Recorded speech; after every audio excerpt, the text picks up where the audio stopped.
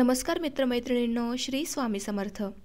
पुस्तकांची दुनिया या आपल्या कथाकथनाच्या यूट्यूब चॅनलवर मी सौ पूनम सोमनाथ पाटील आपले अगदी मनापासून सहर्ष स्वागत करते. मित्रांनो, व.पु. काळे सरांच्या सिद्धहस्त लेखणीतून प्रकट झालेला कथासंग्रह तप्तपदी या कथासंग्रहातील पहिली कथा तू येत राहा आज आपण वाचनासाठी घेणार आहोत. तू येत राहा या कथेचा उर्वरित भाग आज आपण पाहणार आहोत. तत्पूर्वी एक नम्र विनंती, ती म्हणजे अशा छान छान आणि सुंदर सुंदर कथा, कादंबऱ्या, साहित्य ऐकण्यासाठी लगेच आपल्या चॅनलला लाईक करा, शेअर करा व सबस्क्राईब करा. व तुम्हाला वाचन कसे वाटते ते मला कमेंटद्वारे सांगायला विसरू नका. तर चला मग कथा वाचनाला सुरुवात करूयात. कोणत्याही बाबतीत पातळीवर पत्नीकडून प्रतिसाद जर मिळाला नाही तर ओन्ली विमल अडीच घरात गाठायचे. खरंच कधीकधी वाटायचं स्त्रीला प्रियकर नसावा आणि पुरुषाला प्रियसी भेटू नये. ही माणसं कविता जशी हातातून निसटते तशी निसटतात आणि त्याचवेळी वास्तवतेतही एक कविता दडलेली असते.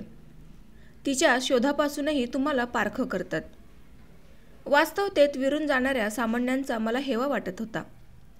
नवरा बायकोच्या जोड्या परमेश्वर जमवतो आणि ते अत्यंत योग्य असतं.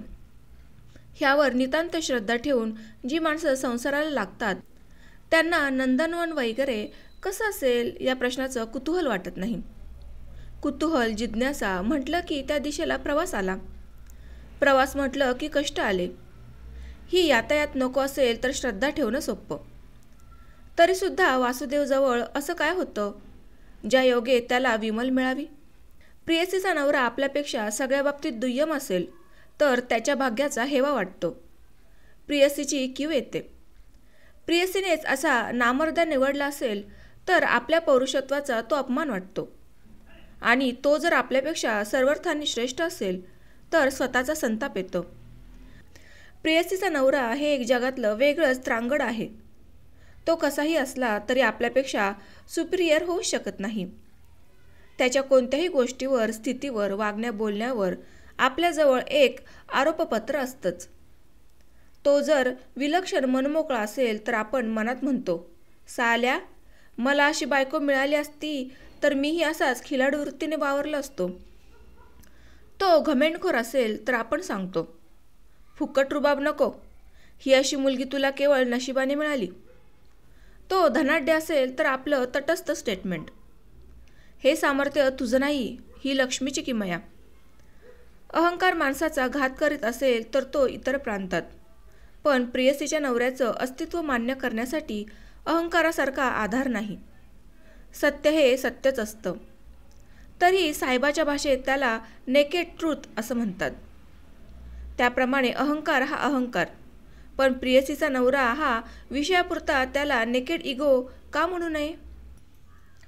विमलकडे मी 6-7 वर्षांनी गेलो. त्याला कारण तिचं पत्र. कोणत्या तरी संस्थेला तिने माझ्या वतीने शब्द दिला म्हणून तिने पत्रात लिहिलं होतं. तुमच्या वतीने हा असा शब्द देण्याचा अधिकार मला पोहोचतो की नाही ह्याची मला कल्पना नाही आणि तरी मी शब्द दिला आहे.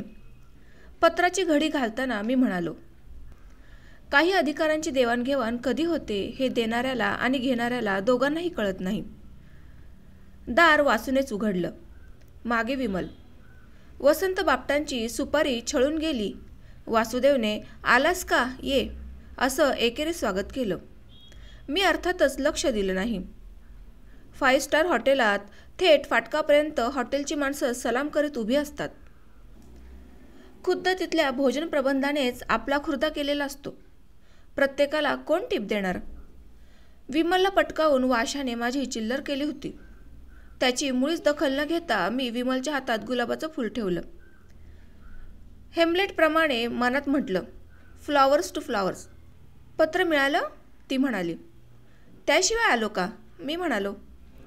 निरर्थक पण आवश्यक संवाद. असा संवाद असावाच लागतो, अर्थपूर्ण ट्रॅक सापडेपर्यंत. कारण अर्थहीन संवादाचा कंटाळा येऊन गाडी आशयाकडे वळतेच वळते. पाणी घेणार का, आणखी एक निरर्थक प्रश्न. अशावेळी पाणी नको असलं तरी हो म्हणावं. पाणी ही उसंत आहे, आणणाऱ्यासाठी आणि पिणाऱ्यासाठीही.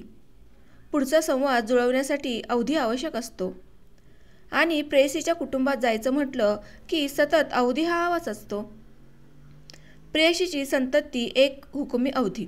त्यांची नावं विचारणं, कुणासारखी दिसतात याचा शोध लावणं, अभ्यासाची अनावश्यक चौकशी करणं, हे सगळे फालतू संकेत. ह्यापैकी काहीही जमलं नाही तर एक भंपक उद्योग म्हणजे प्रेयसीचा लग्नाचा अल्बम बघायला मागणं.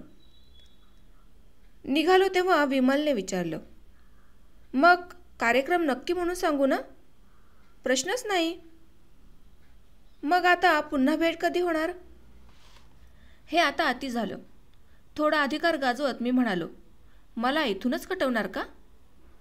मग काय करू? रिक्षा स्टँडपर्यंत चल की. मला भीती वाटते. कसली? ट्रॅफिकची रे. काय ट्रॅफिक वाढलाय हल्ली. ह्याच पुण्यात तू जन्माला आलीस ना?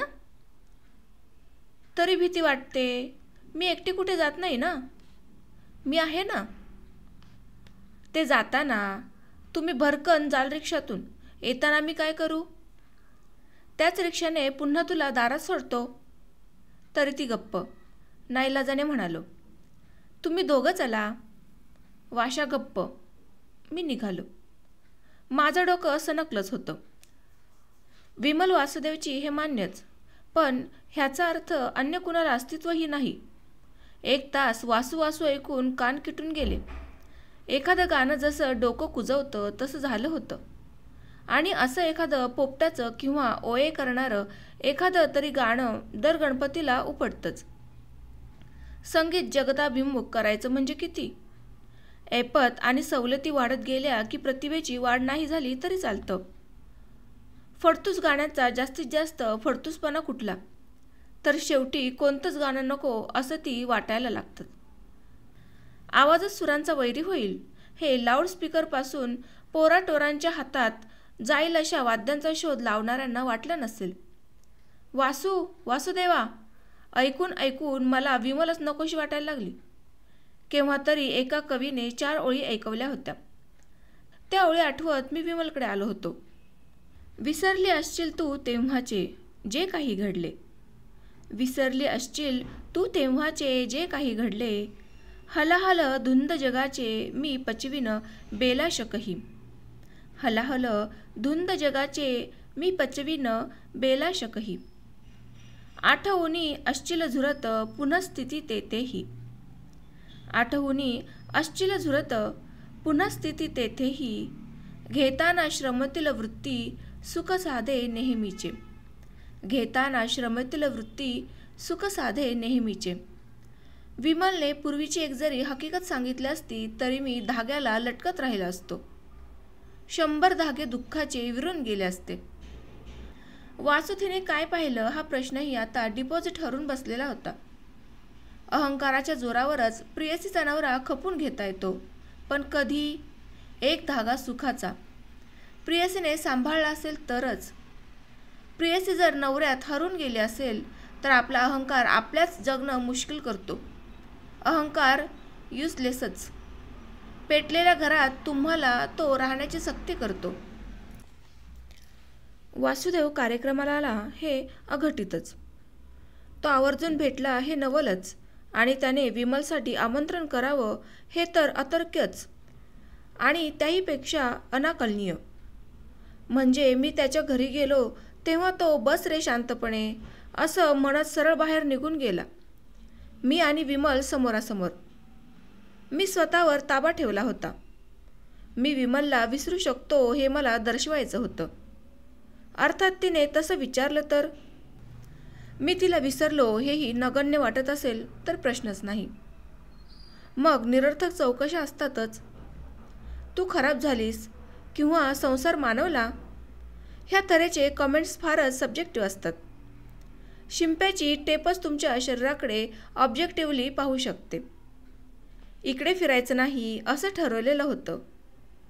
हो ना? विमलने अचानक विचारलं. काय कारण?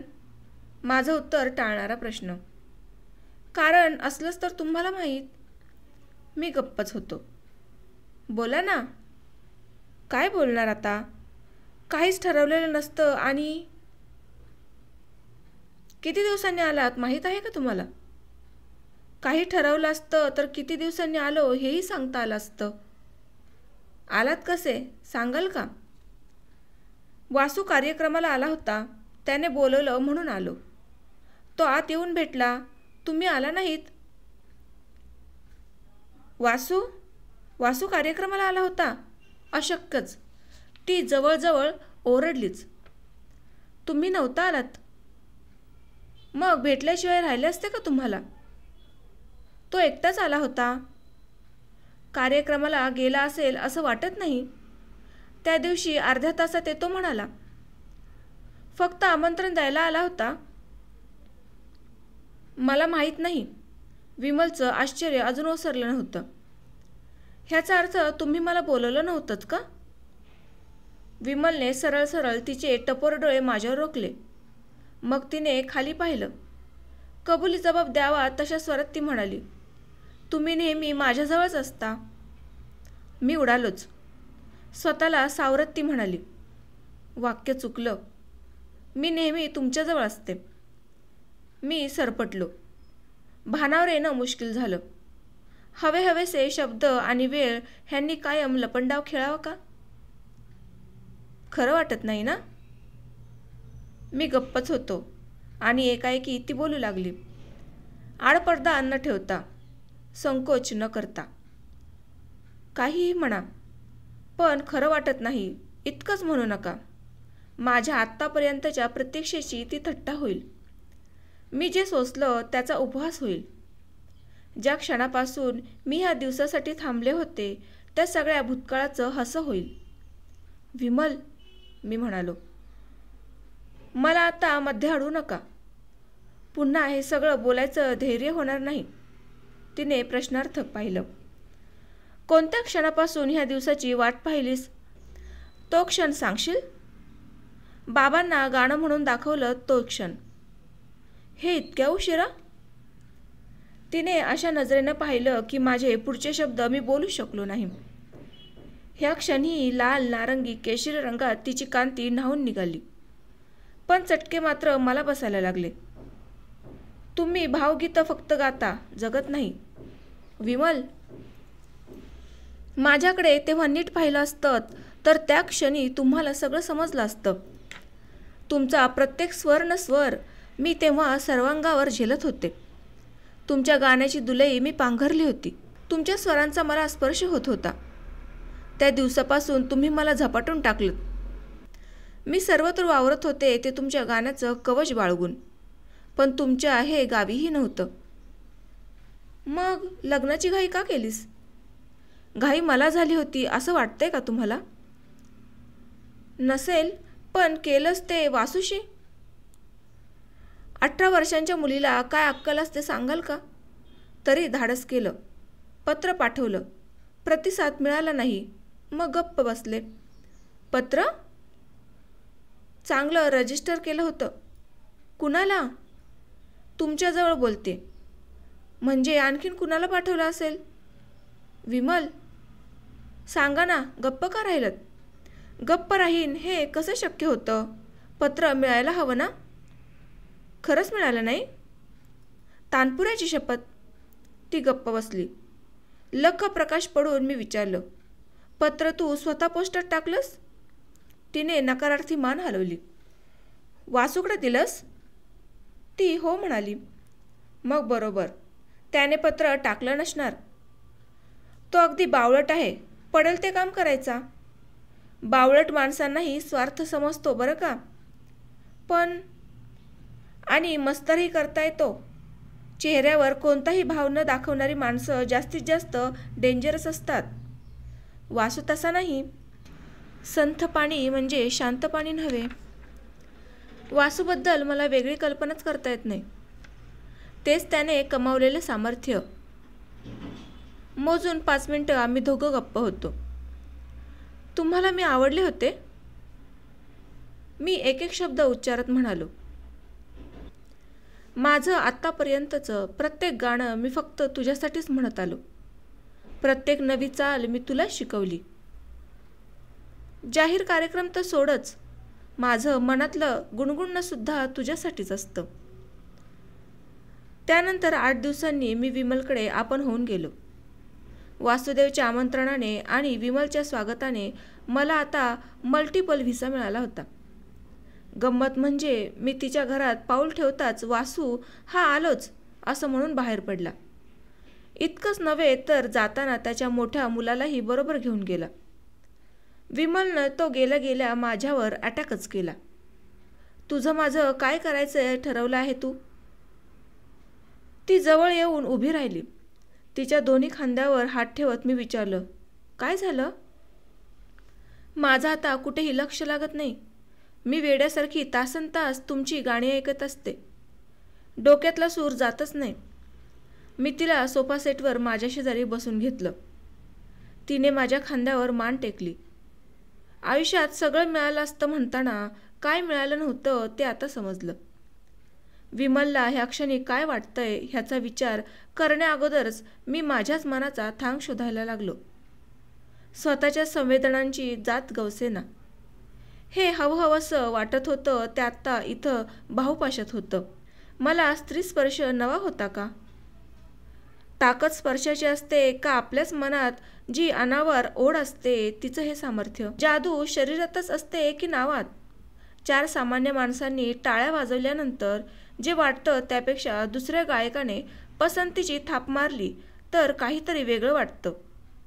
श्रोत्यांमध्ये एखादी जरी संगीताच्या प्रांतातील नावाजलेली व्यक्ती आढळली तरी घर गाठताच आपण ते अपूर्वाईनं पत्नीला सांगत असतो. का? नावाची महती. फक्त नावाचीच महती असते का? असं मुळीच म्हणता येणार नाही. 4 सर्वसामान्य श्रोते प्रेमाने येतात, भक्तीनं ऐकतात. विभूतीपूजाही त्यात डोकावत असते. अशी माणसं फक्त समोर चाललेली मैफलच ऐकत असतात. पण ज्या व्यक्तीने संगीताचा व्यासंग केला आहे त्याला स्वरास्वरामागील रियाज ऐकू येत असतो. तो कदाचित मैफल ऐकत नसतो. तो मागची तपश्चर्या पाहत असतो. एक सूर सिद्ध करण्यामागची यातायात आठवत असतो. स्वतःच्या साधनेची तो समोरच्या कलावंताच्या अभ्यासासाठी तुलना करीत असतो. साम्य शोधत असतो. स्वराच्या प्रवासाची सगळी वळणं त्याला ताने तानेतून दिसतात. वरच्या सप्तकातले सूर लावताना जो दीर्घ श्वास घ्यावा लागतो ती स्पंदनं जाणकार प्रेक्षकाला कळत असतात. त्याचा प्रतिसाद म्हणूनच वेगळे चैतन्य देतो. कौतुक कुणी केलं ह्याला महत्त्व प्राप्त होतं. तसंच प्रेमाचं आणि स्पर्शाचं असतं. कातडीचा स्पर्श शरीराचा स्पर्श दुसऱ्या शरीरासारखाच असतो. नवं काही असेल तर त्या स्पर्शामागे ताटकळलेली अनेक वर्षांची प्रतीक्षा, त्यातून उफाळलेला आवेग, उत्कटतेचं तोरण आणि व्यक्तीचं नावही. तो स्पर्श प्रतीक्षेला असतो. प्रतीक्षेशिवाय उत्कटतेला धार येत नाही. Yes, only Vimal. आणि का कुणास ठाऊक एकाएकी वाटलं मी कोण? 4 सामान्य माणसांसारखाच मी एक. 4 गाणी चांगली म्हणतो इतकंच. त्याहीपेक्षा समाजाला ते गाणं त्याचं वाटलं हे महत्त्वाचं. माझा आवाज त्यांना मानवला. माझा आवाज म्हणजे कुणाचा? गळा जेव्हा साथ देत नाही आणि मानवी उपाय तोकडे पडतात तेव्हा कळतं आवाज कोणाचा ते. त्या लोकांना भुलवणाऱ्या आवाजाचा धणी मी नाही. आवाज काढून घेतला तर मी 4 चौघांसारखाच. मग या सौंदर्याला स्पर्श करण्याचा मला काय अधिकार? पुरुष ही परमेश्वराची कीर्ती आहे तर स्त्री ही प्रत्यक्ष मूर्ती, असं खांडेकरांनी म्हटल्यासारखं आठवतं. आपला आवाज कधी असतो कधी नसतो. मग हिला स्पर्श करायचा आपल्याला काय हक्क? तिच्या हनुवटीला स्पर्श करीत मी म्हणालो, तू माझी देवता आहेस. तिने ओठ पुढे केले. त्या प्राजक्ताच्या पाकळ्यांवर मी हळूवार झुकलो. आपण इथंच थांबायचं आहे. मला तुझ्याकडून आणखी काही नकोय. मी एक सामान्यच गायक आहे. निषेधपूर्वक मान हलवत ती म्हणाली, तू खूप निराळा आहेस. 4 सामान्य गायकांपेक्षा उंच. तुला स्वतःला ते समजायचं नाही.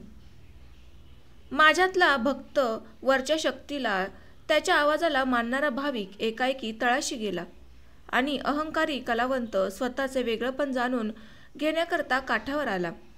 ती सांगू लागली. माझ्या मते कवीने रचलेलं गीत साक्षात परमेश्वराची मूर्ती असते आणि संगीतकार देव्हाऱ्यासारखा असतो. इतकं बोलून ती थांबली. मी गाणाऱ्या कलावंताचं काय हे विचारणार हे जाणून ती म्हणाली. गायक निरंजनासारखा असतो. त्याच्या प्रकाशाशिवाय देव आणि देव्हारा दिसणार नाही. गायकाने जळायचं? मी म्हणालो. जो जातिवंत आहे त्याने जळायलाच हवं. शोभिवंत आहे तो चंदनाच्या हारासारखा, कायम तसाच. अशा गायकाचा पहिला आणि 500 वा 1000 कार्यक्रम सारखाच असतो. हृदय पेटून देणारे गायक किती? मी गप्प होतो, पण दुसऱ्या क्षणी मी विचारलं, गायकाने संपून जायचं का?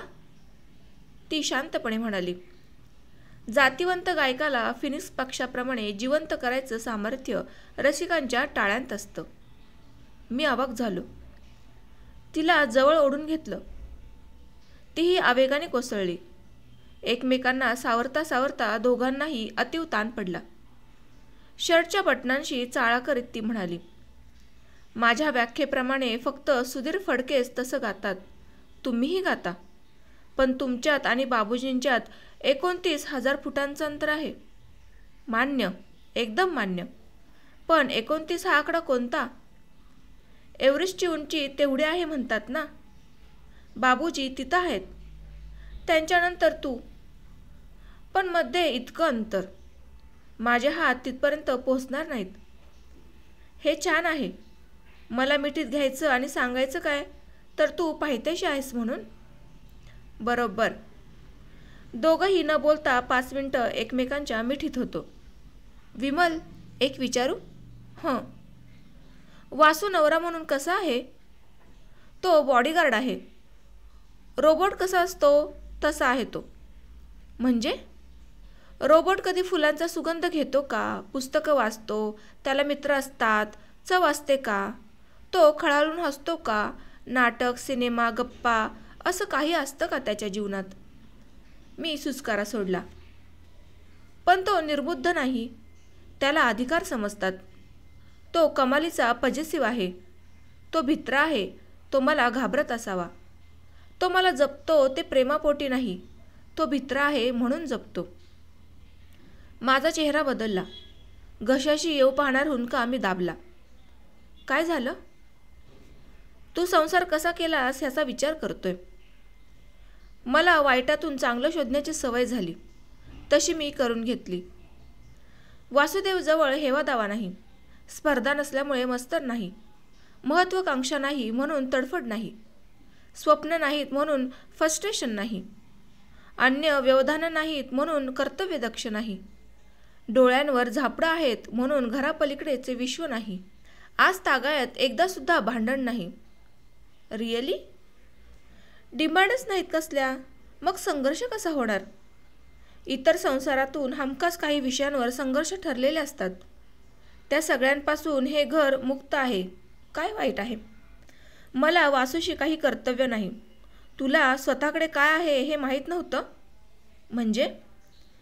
प्रत्येक मुलीला आपल्या सौंदर्याची जाणीव असते. आजूबाजूंची माणसं तिला तिच्या सौंदर्याची ओळख करून देतात. बघणाऱ्यांच्या नजरा आरशातून बोलक्या असतात. आम्ही सगळे तुझ्यासाठी मरत होतो. आमच्यापैकी कोणीच तुला आवडला नसेल. पण ऑफ ऑल द पीपल वासू? माझा जन्मच झाला नव्हता तेव्हा अक्षता पडल्या. मग काय करायचं? तुम्हाला पत्र पाठवतानाही लग्न, संसार, नवरा बायकोचं नातं आणि... बोल. स्पष्ट बोलू? ऑफकोर्स. सेक्स म्हणजे तरी काय? काही माहीत नव्हतं. जन्मच झाला नव्हता. मी कोड्यात पडतो. माझा हात हातात घेऊन त्याच्यावर गाल ठेवत विमल म्हणाली, जेव्हा अभिरुची म्हणजे काय हे समजायला लागतं तेव्हा माणसाचा जन्म होतो असं मी मानते. माणसाच्या उरलेल्या सगळ्या गरजा जनावरासारखाच असतात. अभिरुची असली की तडफड सुरू. मी काय करू शकतो? काय करणार? बघत राहायचं. ॲक्सेप्ट करायचं. माझा एकटीचा संसार जगावेगळा आहे असंच थोडं आहे. समाजातल्या असंख्य पुरुषांनी आणि स्त्रियांनी स्वतःच्या संसारात आपण अस्वस्थ का आहोत हे शोधावं. नेमकं कारण त्यांना सापडणार नाही. माझ्या मते माझा शोध योग्य आहे. आधी साथीदार भेटतो, अभिरुचीचा शोध नंतर लागतो. पण विमल, मी तुझ्या बाबांना गाणं ऐकवलं तेव्हाच ते सगळं छान छान वाटणं होतं. स्वतःच्या जाणीवांचा मागोवा खूप गांभीर्याने घ्यायचं ते वय होतं का? बाबा अचानक गेले. त्या धक्क्यातून बाहेर येणं मुश्किल होतं. वासूची अवस्था बघवत नव्हती. तो घर सोडून निघून गेला. कुठं गेला होता ते त्याने अद्याप मला सांगितलेलं नाही. वर्षाच्या आत लग्न करावं लागलं. मन मैलेल्या परिस्थितीत काय सांगू? तू आत्ता इतकं छान सुसंगत सांगतेस, मग ही विचारशक्ती त्या काळात कुठे होती? घटना आणि विश्लेषण एकाच वेळी घडत नाही. ह्या गप्पा केव्हा तरी संपणार होत्या. गप्पा संपल्या नाही तरी वेळ संपतो. ओढ टिकवायची असेल किंवा टिकत असेल तर हेच व्हायला हवं. वेळ संपायला हवी. दाराच्या चौकटीत उभं राहून मी विचारलं, जाऊ का आता? रागवलास का? मर्यादा पाळायला लावली म्हणून? मुळीच नाही. तुला माझ्याबद्दल काहीतरी वाटलं, हा माझा गौरव मला पुरेसा आहे. मन शांत झालं. आता सुख्याने मरणाचा स्वीकार.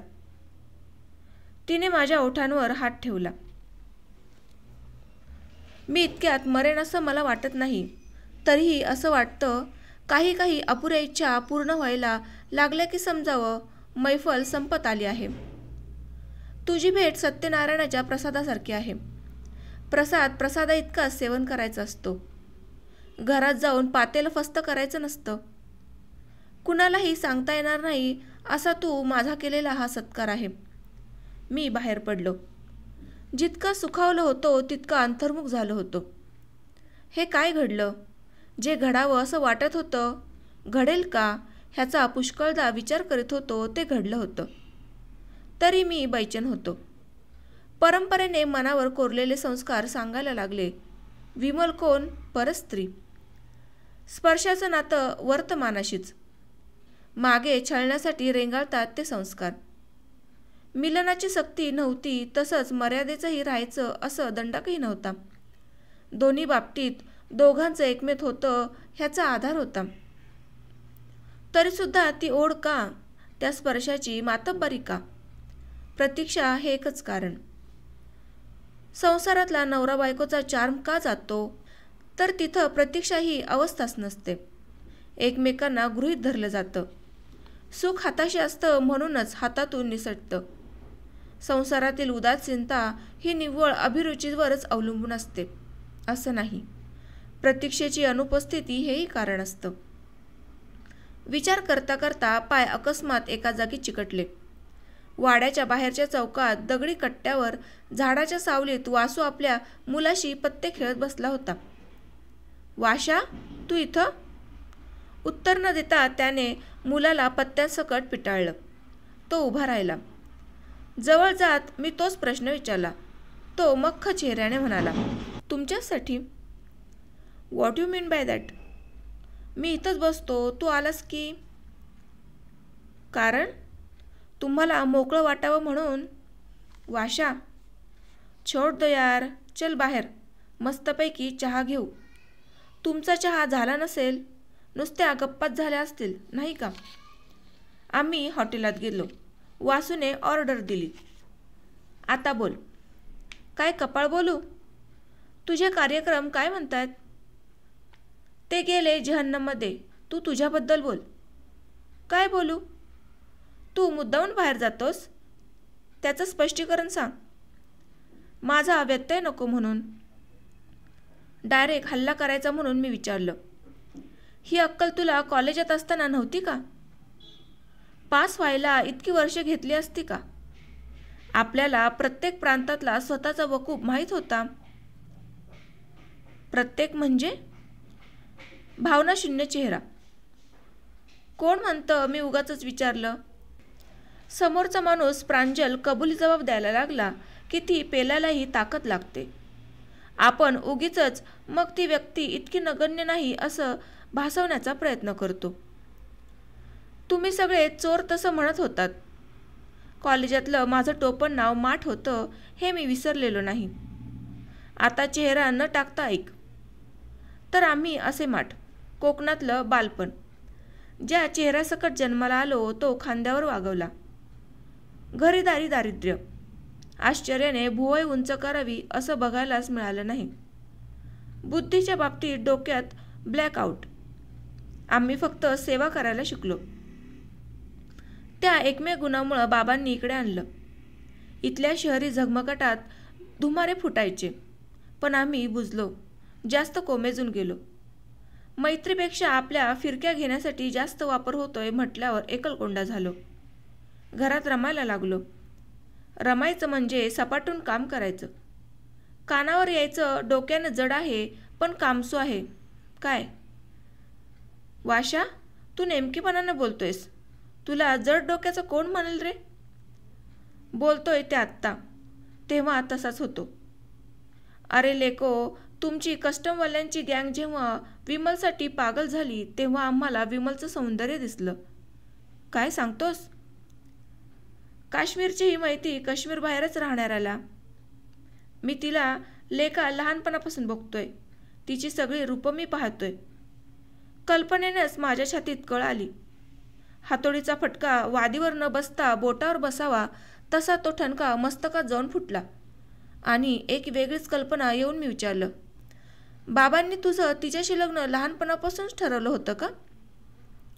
ते मला माहीत नाही. ही पोरगी गटवावी हे तुम्ही शिकवलंत. तिला गटवायला माझ्याजवळ काय होतं? फक्त सेवा करून मी त्यांना जळीस्थळी वासू दिसेल असं केलं. बाबा अचानक गेले. मग मी मुद्दाम नाहीसा झालो, त्या दोघींची अडवणूक करायची म्हणून. सांत्वनाचं निमित्त करून कॉलेजातील माकडं 10-10 वेळा येऊन गेली. आई हैराण झाल्या. मी 15 दिवसांनी उगवलो. मायलेकी किती परेशान झाल्या ते पाहिलं. आईंना विमलला उजवायची घाई झालेली आणि पोरगी तर लांब पाठवायची नाही. मग आपला नंबर लागायला वेळ लागतोय काय? आपण घरजावई झालो काय? मला हसायला आलं. आवरतच आलं नाही. हसतोस काय लेका? घरजावई झालास त्याचं हसू आलं. साल्या, नातं बदललं म्हणून जावई म्हणायचं, नाहीतर मी मुलासारखाच.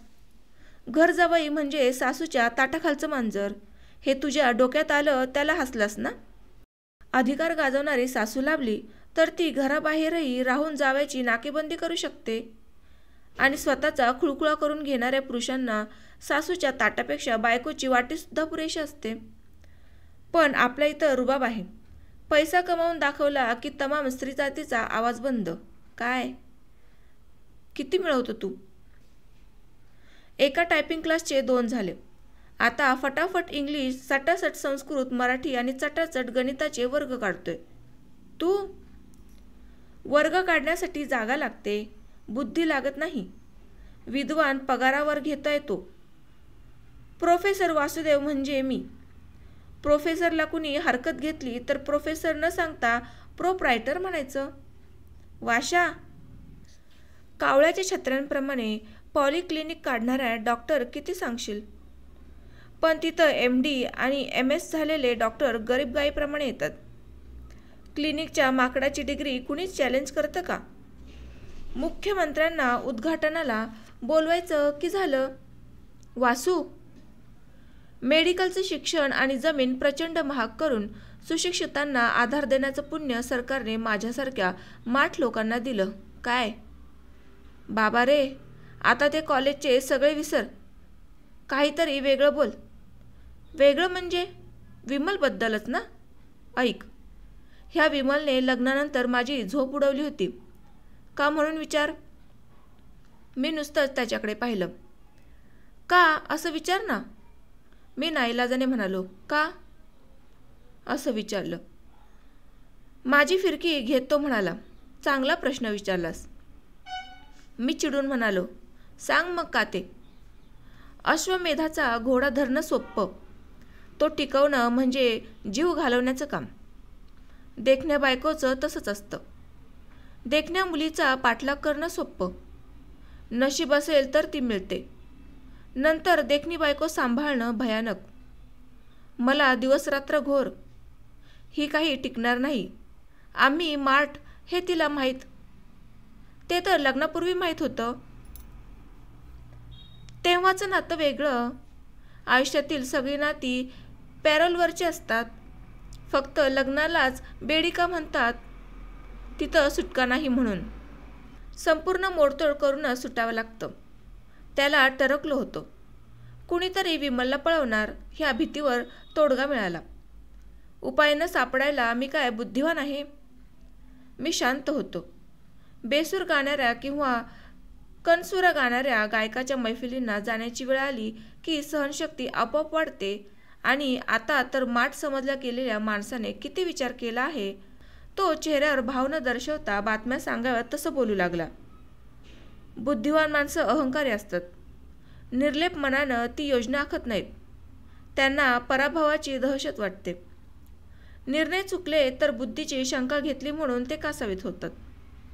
विचार करण्यात ती जेवढा वेळ घालवतात तेवढ्या काळात आमची कृती होऊन जाते. हा माठ माणूस काय करणार आहे असं म्हणत बाकीची माणसं बेसावध असतात. त्या अवधीचा आम्हाला फायदा मिळतो. चाचणी चुकली तर आम्ही केलेला प्रयोग कुणाच्या ध्यानातही येत नाही. विमलच्या बाबतीत आम्ही चाचणी घेत राहिलो. प्रयोग एकदम यशस्वी. काय केलंस? सेवेचा लढा तीव्र केला. सगळी कामं स्वतःकडे घेतली. ती कामं करताना तुला जमणार नाही, मी असताना तू का धावपळ करतेस हा मंत्र जारी होता. तिला टोटली परत स्वाधीन करून सोडलं. तिच्यातला कॉन्फिडन्स पूर्णपणे घालवला. ती कालांतराने घराबाहेर पडेनाशी झाली. ते तुला माहीत आहे काय?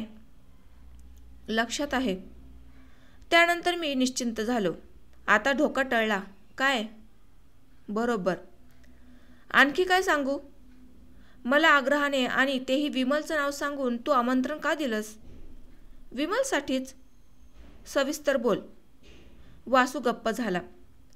प्रथमच त्याच्या चेहऱ्यावरच्या रेषा हलू शकतात हे जाणवलं. तो संथपणे म्हणाला, विमलसाठीच मी तुला बोलावलं. ती संसाराला कंटाळली आहे. तिला माझ्याकडून काही मिळत नाही. माझ्याजवळ पैसा भरपूर आहे, बाकी काही नाही. बाकी काय लागतं? ते माझ्यापेक्षा विमल जास्त चांगलं सांगेन. मला काही त्यातलं कळत नाही. पैसा ही बलवंत शक्ती आहे. तिला दिशा हवी. म्हणजे? सरस्वती. म्हणजे लेका बुद्धी हवी. त्याहीपेक्षा मन हवं. म्हणजे रसिकता. अभिरुचीची वगैरे वगैरे विमल बडबडत असते. थोडक्यात आमच्याजवळ जे नाही आहे ते.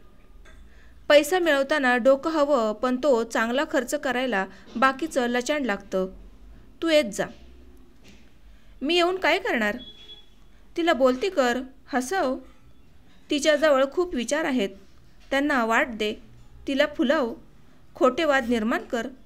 संगीत, साहित्य, काव्य सगळ्यात तिला गती आहे. उणीव आहे संगतीची. मी मध्ये येणार नाही. वाशा, तू शुद्धीवर आहेस का? मला अडवू नकोस. समजून घे. मी विमलचं प्रचंड नुकसान केले. मी तिचा बळी घेतला असं म्हणणार नाही. मी तिचं रक्षण केलंय. पण ते काही खरं नाही. कोकणात असताना मी फुलपाखरं पकडीत असे. त्यानंतर मी त्यांच्या पंखांवर सोनेरी वर्ख बोटांनी पुसून घेत असे. तसं केलं की ते फुलपाखरू मरत नाही, पण त्याला उडताही येत नाही. मग ते शर्टाच्या कॉलरवर ठेवायचं आणि मिरवायचं. विमलचं मी तेच केले. तू येत जा. मी सांगतो ते ऐकशील का?